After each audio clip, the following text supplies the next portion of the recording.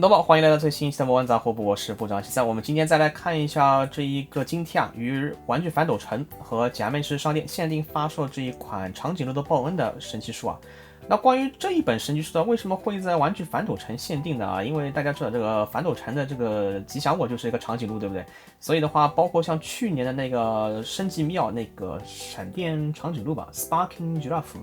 然后今年的话还有这长久的报恩嘛，所以的话也算是一个和店铺联动的一本神奇书吧。关于这一本神奇书呢，在剧中设定就是引领主角团们打开阿瓦隆的那13本神奇书当中的其中一本啊，这样子一个感觉。我们来看一下里面内容物表现如何。那这一本长颈鹿的报恩的神奇书，整体这个蓝色色调啊，和这个之前已经发售狮子战记这个蓝色的话，还是比较有一些微妙差别的，稍微颜色相对来说比较深，好吧。那整体的造型的话就是这样子一个样子，我们来听一下启动音效。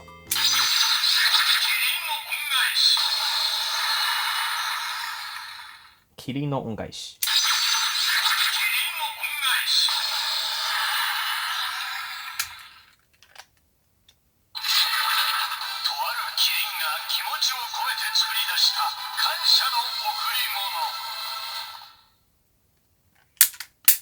和瞬间驱动器的联动，故事尾3槽尾。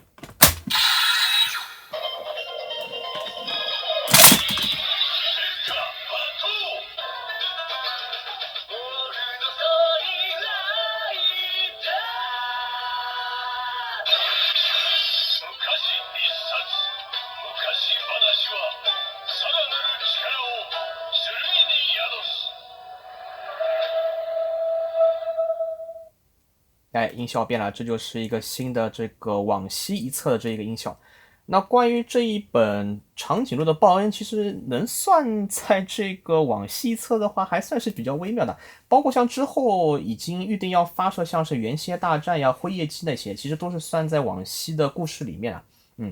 OK， 我们来听一下这个必杀。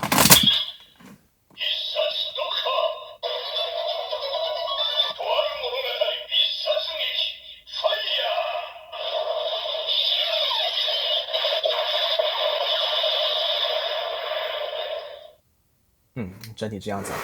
看一下这一个故事页面，整体的话就是一个左手一个长颈鹿的一个样子，这边的话还有一个礼物的一个造型，